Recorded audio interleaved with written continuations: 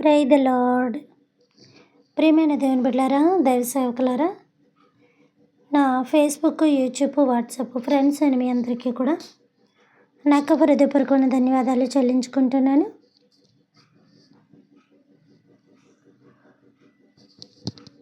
ప్రియమైన దేవుని బిడ్డలారా, మరి ఈరోజు మనం కొత్తగా ఒక మెసేజ్ తీసుకుందాం. మరి దేవుని కృప బట్టి ఎన్ని రోజులు ఉంటుందో తెలియదు, త్వరగానే ఇవ్వడానికి పూర్తి చేస్తాను అలానే అనుకుంటున్నాను, కానీ ఎలాగా కూడా ఇవ్వలేకపోతున్నాను. దయతో ఇక్కడి నుంచి నేను కంటిన్యూగా ఇవ్వాలని ప్రేర్ చేయండి. ఈరోజు మనం తెలుసుకోబోయే వ్యక్తి, నేను మీ ముందు ఉంచబోయే ఒక వ్యక్తి ఎవరు అంటే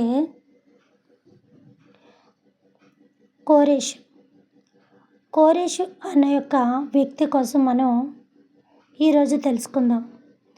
ఆయన జీవితంలో దేవుని కొరకు ఏం చేశాడు, ఆయన జీవితంలో దేవుని విషయాల్లో ఎలాంటి ఆసక్తి కలిగి ఉన్నాడు, అసలు ఇంతకు అతను దేవుని నమ్ముకున్నవాడా, అన్యుడా, నమ్ముకోలేనివాడా, ఈ యొక్క వివరాలన్నీ కూడా మనం ముందుకి తెలుసుకుందాం.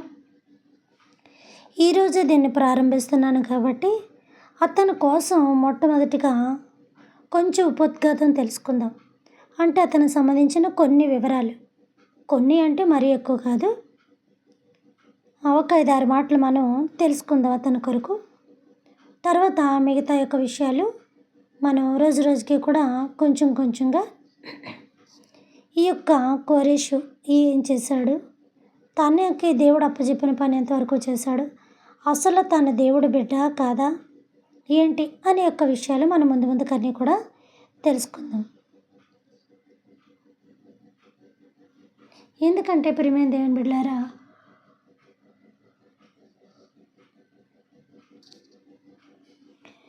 కోరేషు జీవితాన్ని మనం గమనించగలిగితే గనక ఒక 5 ముఖ్యమైన విషయాలు మనం తెలుసుకోవచ్చు.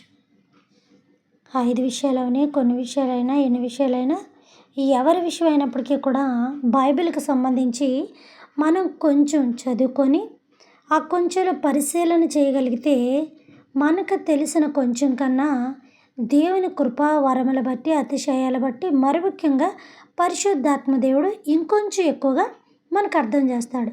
మనం అర్థం చేసుకున్న ఇహలోక జ్ఞానం కొంచెంగా ఉంటుంది, ఆయన చేసిన అర్థమైన జ్ఞానము పరమంత ఉంటుంది. కొంచెమైన దానికి పరమంత ఉన్నదానికి అసలు వ్యత్యాసం అనేది ఏమీ లేదు కదా, చాలా ఉంది కదా. కాబట్టి దేవుడు దేవుడే, మనిషి.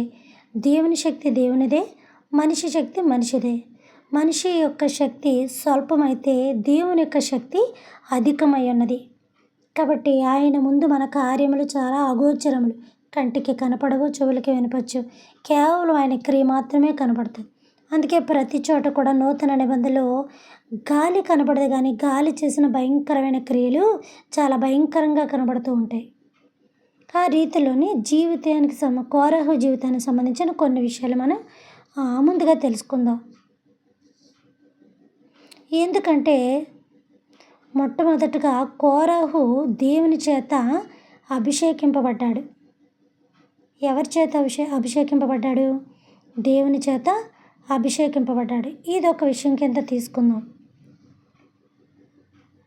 తర్వాత దేవుని చేత, అతని యొక్క జీవితంలో దేవుని చేత, దేవుని యొక్క కార్యాలకి దేవుడే అతన్ని ప్రేరేపించాడు. అంటే 11 మంది, ఈ 12 మంది శిష్యుల్లో దేవుని యొక్క పరిశుద్ధాత్మ దేవుడు ఉండి ఎలాగైతే యొక్క గ్రంథాలని రాయించారో, ఆత్మవసులయ్యలు రాశారో, అలాగా దేవుని చేత ప్రేరేపణ అంటే దేవుడు తెలియజేయడం, దేవుని యొక్క ఆత్మ ఆవేశం అంటే బీపీలు, షుగర్లు అలాంటివి కాదు, చాలాసార్లు చెప్పాను. ఆత్మ ఆవేశం అంటే దేవునిలో గురించిన తృష్ణ, దేవునిలో గురించిన ఒక తృష్ణ అనొచ్చు, ఆయన గురించిన ఒక ఆశ అనొచ్చు. నేను బయలుపరుచుకోవాలని దేవుని యొక్క ఆత్మ వాళ్ళలో పొందుపరిచి ఆయనకు కావాల్సిన విషయాలు ఆ యొక్క వ్యక్తుల ద్వారా, రాతల ద్వారా మనకి ఎలాగా బయలుపరిచాడనమాట. అందులోని దేవుని యొక్క ఆజ్ఞలను శిరసావించకుండా శిరస్సు వంచి ఆయన కొనసాగించాడు. శిరస్సు ఎత్తి కాదు సుమ, శిరస్సు వంచి దేవుని ఆజ్ఞలకు శిరస వంచి అంటే శిరస్సు వంచి చాలా చక్కగా అతను లోబడ్డాడు. ఇది మూడో అంశం కింద మనం తీసుకోవచ్చు. అంతేకాదు దేవుడు తనకు అప్పచెప్పిన ఏ పనైనా ఎంత మాత్రం కూడా అసలు ఆలస్యం అనేది చేసేవాడు కాదంట, వెంటనే పూర్తి చేసేవాడంట. ఒక్కొక్కరు దేవుని విషయం అంటే ఎంతటి అశ్రద్ధతో, ఎంతటి నిర్లక్ష్యతో, యెహోవా కార్యముల అశ్రద్ధగా చేయవాడు శాపగ్రస్తుడని దేవుడు నొక్కి నొక్కి ఒక్కడించి చెప్పినప్పటికీ కూడా అబ్బాయి ఎలాంటి నొప్పి మనకు ఉండదు. అసలు చలనమే ఉండదు, ఇక నొప్పి ఏముంటుంది? నొప్పి అనేది ఉంటే అటు ఇటు కదులుతాం అమ్మా బాబు అని. నొప్పి లేనప్పుడు చలనం ఉండదు, చలనం లేనప్పుడు నొప్పి ఉండదు. ఆ రీతిలోని చాలామంది మనం ఉన్నాం. కానీ కోరాహు అలా కాదంట. దేవుని యొక్క విషయానికి వచ్చేటప్పుడు చాలా శ్రద్ధగా, ఇక దేవుడు తనకు తలంపిచ్చాడా, లేచి లేడి పిల్లలా చేశాడా, అంతే. ఆ రెండే ఉంటే అతని దగ్గర ఇంకోటి ఏమి ఉండదు అన్నట్టుగా లేడికి లేచిందే పరుగంటారు చూసారా. ఆ రీతిలో దేవుని యొక్క కార్యక్రమాలు చాలా ఆసక్తి కలిగి ఉంటారు. కొంతమంది ఉంటారు ఎలాంటి పనిలో ఉన్నప్పటికీ కూడా దేవుని విషయాన్ని వదిలిపెట్టరు. అక్కడికి ఆ పుస్తకాలు ఎట్టుకెళ్ళిపోతారు, అక్కడికి వాళ్ళు రాసుకున్న బుక్స్ ఎట్టుకుపోతారు, అక్కడ వాళ్ళు చదువుకున్న పుస్తకాలు పట్టుకెళ్ళిపోతారు. అక్కడ చదువుతూనే ఉంటారు. నాన్న మనిషిని కూడా లెక్క చేయరు, వాళ్ళ భార్య బిడ్డలను కూడా లెక్క చేయరు, వాళ్ళ ఫ్యామిలీని కూడా లెక్క చేయరు. దేవునిలో అలాగా మునిగిపోతూ ఉంటారు. అంతే. అంతటి భక్తులు కూడా ఎప్పటికీ మన మధ్యన ఉన్నారు, నేను చూశాను. అలాంటి భక్తులతో మాట్లాడడం, కలవడం, అసలు అలాంటి వ్యక్తులు మనకి పరిచయం ఉండడం మనం దేవుడిచ్చిన వరం అనుకోవాలి. దేవుడిచ్చిన వరం అనుకోవాలి. దేవునితోనే ఎంతసేపు కూడా తన పనులు చేసుకుంటూ అన్నీ చూసుకుంటూ కూడా దేవునికి అంత సమయాన్ని వెచ్చిస్తున్నారంటే చాలామందే చాలా దేవుని పని చేస్తూ దేవుని పనిలో తక్కువగా ఉన్నారు. మీరు మాట్లాడుతుంది మీకే అర్థం కావట్లేదు, ఇంకా మాకేం అర్థమవుతుంది అంటారు. దేవుని పని చేయడం అంటే ఇప్పుడు నేను ఉన్నాను అనుకోండి, బైబిల్ రోజు చదవడము, దాని పట్ల ఒక అవగాహన చేసుకోవడం, దాంట్లోంచి లోతైన భావాలు నేను తీసుకోవడం కన్నా దేవుని చేత బైబిల్ చదివినప్పుడు దేవుడే ప్రేరేపించి ఇవ్వడం అనేది భయంకరమైన తపస్సు. అది తపస్సు చేసిన వాళ్ళకి దేవుడు ఆ వరం ఇస్తాడు. అంతే తప్ప టిప్పు టప్పుగా కట్టించార కట్టకుండా, ఇప్పించార ఇప్పకుండా చక్కగా కట్టేసుకొని వెళ్ళిపోయి 4 మాటలు గలగలేసుకొని అక్కడో మాట ఇక్కడో మాట ఎక్కడో మాట తీసి చెప్పేసిన దానికి, అలాంటి బడాయి భక్తికి దేవునితో బైబిల్తో సాంగత్యం చేసిన దానికి ఎంత తేడా ఉందో తెలుసా. తేడా అని కన్నా ఆకాశము భూమి ఎప్పుడు ఎలా అంటుకోదో వాళ్ళకి మనకి పొత్తు ఉండదు. కేజీ పౌడర్ కొట్టేసుకొని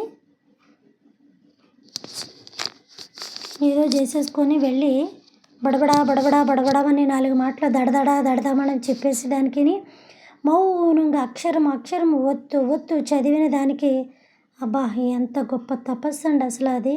అది ఎంత గొప్ప వరం తెలుసా. అది నిజమైన భక్తి. అలాంటి వాళ్ళు చాలామంది ఉన్నారు. అలాంటి వాళ్ళు అశ్రద్ధ చేయొద్దు. అలాంటి బైబిల్ ఎక్కువగా చదివిన వాళ్ళతో నువ్వు కలిసి ఉండడం అనేది, స్త్రీ అయినా పురుషు అయినా పెద్దవాళ్ళైనా చిన్నోళ్ళైనా వాళ్ళతో నువ్వు సాంగత్యం పెట్టుకోవడం అనేది దేవుడు నీకు ఇచ్చిన వరం అనుకో. వాళ్ళతో ఎక్కువగా ఉండడానికి ప్రయత్నించు. నీకు వాళ్ళ ద్వారా 4 మాటలు తెలిస్తే అప్పుడు నువ్వు ఎదుటి వాళ్ళకి 4 చెప్పగలుగుతావు. ఆ తర్వాత ఇంకో ఎదుటి వాళ్ళకి 4 చెప్పగలుగుతారు వాళ్ళు. ఎత్తనం ఎందుకేసావు తాతయ్య అంటే నువ్వు తిండాక అంటే కాదు బాబు, నువ్వు ఎదిగిన తర్వాత నువ్వు తిండాకి, నీకు పుట్టిన పిల్లలు తిండాకి అని. ఇంకా ఆ చెట్టు ఉన్నంత వరకు ఆడపిల్లలు తింటూనే ఉంటారు. ఏదైనా అంతే కదా. డాక్టర్ విద్య అయినా, లాయర్ విద్య అయినా, పాస్టర్ విద్య అయినా తరం వెంబడి తరం అలాంటి వాళ్ళ దగ్గర మనం నేర్చుకుంటే మనం ఇంకోళ్ళు చెప్పడానికి ఉంటుంది. అంతా నాకే తెలుసు అన్న బడాయి వద్దు మనకి.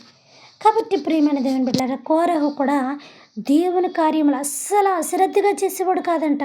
శ్రద్ధగా ఒక చిన్న ప్రసంగం ఇచ్చొస్తే పెద్ద అలసిపోయినట్టు, ఏదో భారాలు భరితాలు మోసినట్టు, మళ్ళీ సువార్త చేయడానికి వెళ్ళాలంటే ఒక ఇన్సల్ట్గా ఫీల్ అయిపోవడం, ఒక చిన్నతనంగా భావించడం.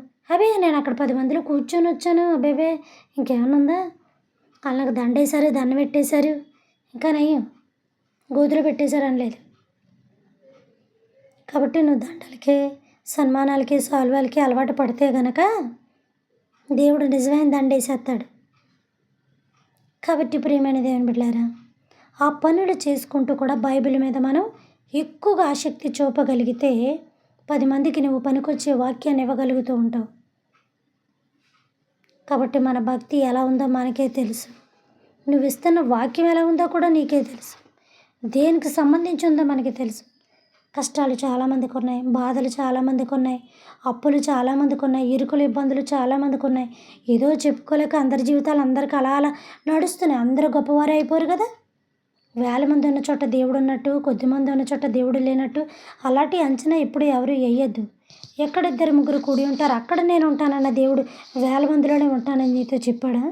బైబిల్లో చెప్పింది పక్కన పెట్టి ఎక్కడో ఉన్నవాళ్ళు చూసుకొని నువ్వు మురుసుకుపోయి, నువ్వు బాధపడిపోయి, నువ్వు కృంగిపోయి, నువ్వు క్షీణ స్థితిలోకి వచ్చేయడం కాదు. అవసరమైతే 2-3 నువ్వు సంపాదించుకొని వాళ్ళ దేవుళ్ళని నడిపించు. వేలిచ్చిన అతన్ని చూశాడా? ఒక్క నాణెము నా దగ్గర లేదయ్యా, ఇదే ఉందయ్యా అని హృదయపూర్వకంగా ఇచ్చినాడు చూశాడా? అక్కడ సంపాదించే ఆత్మలు అక్కడ, నువ్వు సంపాదించే ఆత్మ నువ్వు. నీ ప్రయాస ఏదో నువ్వు పడు. ఒక్కరి దగ్గర ఎక్కువ ఉన్నారని కృంగిపోవద్దు. ఎదుటి వాడికి పెద్ద కారు ఉంది కదా, ఇప్పుడు నాకు కావాలి అని అంటే కష్టపడి కొనాలి. ఆ కష్టంలో నీ జీవితం అయిపోవచ్చు. దొంగతనం చేసి కొనాలంటే సరిగ్గా కూర్చోబెడతారు, మామూలు కారులో కాదు, పోలీస్ కారులో 10 నిమిషాలు ఎక్కిచ్చేస్తారు కారు. నీ సొంత కారులో ఎప్పుడు ఎక్కుతావో నాకు తెలియదు, కానీ ఆ కారు అయితే ఒక్క నిమిషాలు ఎక్కియచ్చు చక్కగా. కాబట్టి అలాంటి దుర్మార్గపు ఆలోచనలు పక్కన పెట్టి ఉన్నంతలోనే తృప్తి కలిగి దేవునితో వెళ్ళి దేవునితో గడిపి దేవునితో కోరాహులాగా లేడికి లేచిందే పరుగన్నట్టుగా అంత హుషారుగా, అంత యాక్టివ్గా మనం పని చేయగలిగితే అన్ని పనులు చక్కబెట్టుకోవచ్చు. మనకి తెలివి ఉంటే, సామర్థ్యం ఉంటే, ఒంట్లో బలం ఉంటే. ఒక్క చేతికి 5 వేళ్ళు ఉన్నట్టుగా 5 అది కలిపితే ఏంటండి 2 చేతులకి 10 వేళ్ళు. 10 పనులు చక్కబెట్టుకోవచ్చు. 10 చోట్లకి వెళ్ళి నీకు తిరిగే ఓపిక ఉండాలి. పని మీద మొట్టమొదటిగా శ్రద్ధ ఉండాలి. కష్టే పని అన్నట్టుగా నువ్వు కష్టపడితేనే దేనికన్నా ప్రతిఫలం దక్కుతూ ఉంటుంది. చేయొచ్చు, ఎన్ని పనులైనా చేసుకోవచ్చు. మనం ఒక్క రోజులో బోల్డ్ చక్కబెట్టుకోవచ్చు. కాకపోతే బాడీలో ఆ స్టామినా ఉండాలి మనకి. అలాంటి ఫ్యాషన్ కూడా మనకి లేకపోతే దేవుని విషయంలో ఇక అవసరమైన పాత్రలు అని చెప్పుకొని కానీ అనవసరమైన పాత్రలు అనమాట.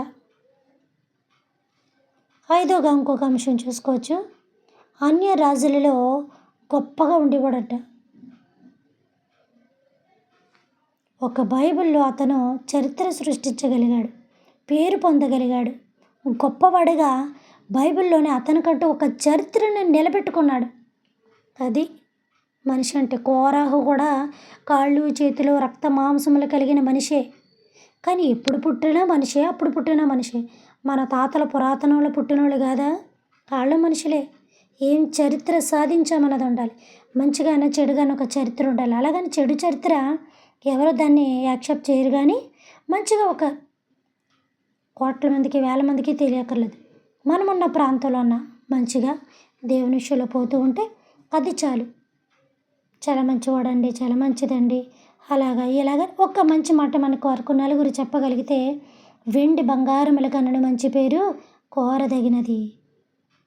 నీ మంచి పేరు ముందు వెండి బంగారము దిగదూడు పంట. అంటే నీకు దిష్టి తీసి పడేసినట్టుగా. ఏంటి మీ దగ్గర ఎలాంటివి కూడా ఉంటాయేటి అనొచ్చు. అంటే అంతటి దిష్టికి సంబంధించి తీసి ఎలా పడేస్తారో విలువ లేకుండా ఒక పనికిరాని దాని కింద అంతటి వెండి బంగారాలు కూడా నీ మంచి పేరు ముందు అలా పడేస్తారంట. కాబట్టి ఎందులో నువ్వు శ్రద్ధ కలుగున్నావు ఆలోచించుకో. అతను క్రీస్తు పూర్వం 600 సంవత్సరాల క్రితం పుట్టినవాడు. తర్వాత అదే క్రీస్తు పూర్వంలో అంటే 530 సంవత్సరాల క్రితం చనిపోయి ఉంటాడని ఈ నిపుణులు, పెద్దవాళ్ళు, బైబిల్కి సంబంధించిన చరిత్రకారులంతా కూడా అంచనా వేశారు. కరెక్ట్ నెంబర్లు మనకి తెలియదు, కానీ ఆ టైప్ ఆఫ్లో కొంచెం అంచనా వేయగలిగారనమాట. ఎందుకంటే ఇది ఒక మనం 6వ అంశం కింద తీసుకోవచ్చు. కోరాహు పేరు బైబిల్లోని ఒక చరిత్ర సృష్టించడం కదా 23 సార్లు లిఖించబడి ఉంది. అందులో యెషయా ఒకటి, ఎజ్రా ఒకటి, 2వ దినవృత్తాంత గ్రంథములు ఒకటి.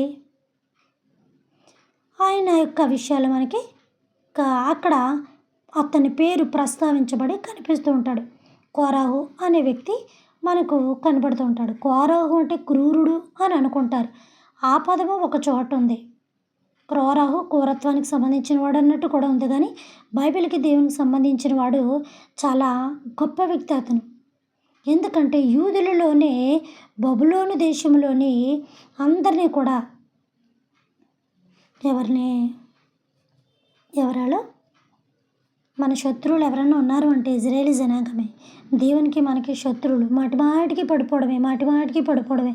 ఏదో చిన్ని పిల్లలు, పాలు తాగిన పిల్లలు తప్పటడుగులేసి టప్పుమని పడిపోతూ ఉంటారు కదా, అలాగా వీళ్ళు గాడిదల్లాగా ఎదిగినా కూడా దేవుని విషయంలో పడిపోతూ ఉండేవారు అనమాట. అలాంటి వాళ్ళని అందరినీ కూడా 70 సంవత్సరాలు సుదీర్ఘంగా బానిసత్వంలో ఉన్నారు వాళ్ళు. ఎవరు? యూదులు. అలాంటి వాళ్ళని కూడా విడిపించగలిగిన గొప్ప వ్యక్తి ఎవరు అంటే కోరాహు.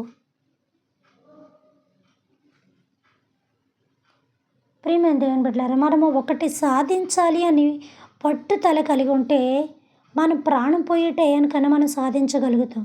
మనం వృద్ధాప్యం వచ్చే టయానికన్నా మనం సాధించగలుగుతాం. ఎందుకంటే మన పని మీద ఉన్న లక్ష్యం మనకున్న పనులన్నీ కూడా చాలా తక్కువగా కనపడుతూ ఉంటాయి. ఆ పని మీద ఉన్న బలము చాలా ఎక్కువగా ఉంటూ ఉంటుంది. ఆ బలాన్ని, ఆ బరువుని మనం మొయ్యలేం. కాబట్టి ఎప్పటికప్పుడు మనం దించుకుంటూ ఉంటాం. అంటే ఈ పని చేయకపోతే నాకు చాలా బరువుగా, నాకు చాలా భారంగా ఉంది అని అనుకుంటాం. ఆ పని చేస్తే ఎలా ఉంటుంది? చాలా తేలిగ్గా ఉంటుంది. ఇప్పుడు పిల్లల హోంవర్క్ రాయాలనే సేపు టీచర్ కొడుతుంది, మమ్మీ కొడుతుంది, డాడీ తిడతారు. ఇలాంటి భయం ఉంటుంది. ఎరా వర్క్ చేసావా అని అడుగుతూ ఉంటారు. వాళ్ళ మమ్మీ అడుగుతారు, డాడీ అడుగుతారు. టీచర్స్ అబ్బాయి కంప్లీట్ అయిందా వర్క్ అంటారు. ఏం చేస్తాడు? వాడికి ఫ్రీ ఉండదు. మైండ్లో చాలా చికాగ్గా ఉంటుంది, చాలా అన్ఈజీగా ఉంటుంది. మరి ముఖ్యంగా స్కూల్కి వెళ్ళాలంటే చాలా టెన్షన్గా ఉంటుంది. అదే రాసేస్తే బ్యాటర్కు బయటకు పోతాడు, ఉంటాడేటి. వాళ్ళని మనం పట్టుకోలేం. వాడికి అంత బలం, అంత కొమ్ములు వచ్చేస్తూ ఉంటాయి. ఎందుకంటే వాడి యొక్క బరువు భారం తగ్గిపోయింది కాబట్టి. ఈ పిల్లలు టీవీ ఎట్టుకు చూడడం, లేడీస్ లేకపోతే వాళ్ళు కూడా ఏదో యాక్టివ్ పర్సన్ తీసుకొని ఆడుకోవడం, ఇంకేదో ఉంటుంది మొత్తానికి. అలాగే మనము కూడా బైబిల్ విషయమైనా, ఇంటి పిల్లల విషయమైనా, మరి భర్త విషయమైనా, ఇంట్లో సంబంధించిన మళ్ళీ ఏదైనా ప్రిపేర్ చేయాలన్నా అది చేస్తామనుకోండి. చర్చికి, లేడీస్ విషయంలో ప్రేయర్కి వెళ్ళాలన్నా ఆ వర్క్ ఎప్పుడైతే కంప్లీట్ అయిపోద్దో మైండ్ చాలా రిలీఫ్గా ఉంటూ ఉంటుంది, చాలా ఫ్రెష్గా ఉంటూ ఉంటుంది. లేకపోతే నిద్రలో కూడా వచ్చేస్తుంటాయి అలాంటి కళలు. నాకు ముందే వచ్చేస్తూ ఉంటాయి. ఒక వారం నుంచో ఇవ్వలేదు నేను యూట్యూబ్ కార్యక్రమం, 2 వారాల నుంచి ఇవ్వలేదనుకుంటా. కొంచెం అన్ఈజీగా ఉండి, కొంచెం మనసు బాగోక, కొంచెం ఏవో ఉంటూ ఉంటాయి కదా, కొంచెం చూసుకోవడం, చదువుకోవడం, ఇలా ఏదేదో దాన్ని బట్టి. మళ్ళీ నిన్నటి నుంచి నాకు కొంచెం ఫ్రీగా ఉంది మొన్నటి నుంచి. ఎందుకంటే దేవుడు నాకు అప్పచెప్పిన పని చాలా నిర్లక్ష్యంగా చేస్తున్నాను. దేవుడు నాకు అప్పచెప్పిన పని అశ్రద్ధగా చేస్తున్నాను. దేవుడు నాకు అప్పచెప్పిన వాళ్ళకి నేను మెసేజ్ ఇవ్వలేకపోతున్నాను. నా సైడ్ నుంచి 10 మంది విన్నా చాలు అనుకుంటాను. నా సైడ్ నుంచి వింటారు, ఒక 10 మంది అన్నా వింటారు. దేవుడు 12 మందినే పెట్టుకున్నాడు, వేల మందిని పెట్టుకోలేదు. వాళ్ళు వస్తుంటేనంట భూమిని తల్లకిందులు చేయువారు వచ్చుచున్నారని యొక్క గొప్ప పేరు అపోస్తలుకు వచ్చిందట. అలాగే నా నుంచి ఒక 10 మంది విన్నా చాలు, నేను 10 మందికి వాక్యం చెప్పగలుగుతున్నానన్న తృప్తి నాకు ఉంటుంది. ఇప్పుడు దాకా ఏముంది? అసంతృప్తి ఉంది. ఒక 2 వారాల నుంచి నేను మెసేజ్ ఇవ్వలేకపోతున్నానని. నేను కూడా కొంచెం అన్నీ చూసుకొని స్టడీ చేసుకోవాలి కాబట్టి అని అప్పటికి 1 డే మెసేజ్లు ఇస్తూనే ఉన్నాను. ఈలోగా కొంచెం అంతే. కాబట్టి ప్రియమైన దేవుని బిడ్డలారా, ఈ యొక్క కోరాహుకు సంబంధించిన ఉపోద్ఘాతాన్ని మనం తెలుసుకున్నాం. కాబట్టి ఈ యొక్క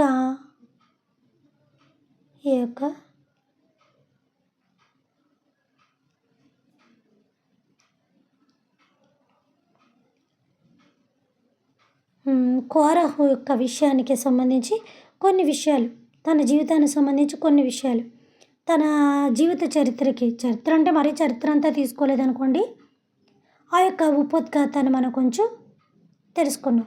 మిగతా విషయాలు ఏంటనేది వాక్యపరంగా రేపు దినం నుంచి మనం మాట్లాడుకుందాం. ఈ కొద్ది మాటలో దేవుడు మీ అందరి వెనుకిట్లో దీవించి ఆశీర్వదించునుగాక. పరలోకమందున్న మా తండ్రి, మీ నామము పరిశుద్ధపరచబడునుగాక. మీ రాజ్యం వచ్చునుగాక. మీ చిత్తము పరలోకమందును నెరవేరినట్లు భూమి యందును నెరవేరునుగాక. మన దినాహారం నేడు మాకు దయచేయము తండ్రి. మా భువనస్తుల అపరాధం మేము క్షమించిన ప్రకారము మా అపరాధములను మీరును క్షమించండి తండ్రి. మమ్మలను శోధన నుంచి తెక్కడిని తప్పించము నాయన. రాజ్యము, శక్తి, మహిమ నిరంతరము మీరై ఉన్నారు తండ్రి. ఆమేన్. దేవుడు మనందరినీ దీవించి ఆశీర్వదించునుగాక. Good night.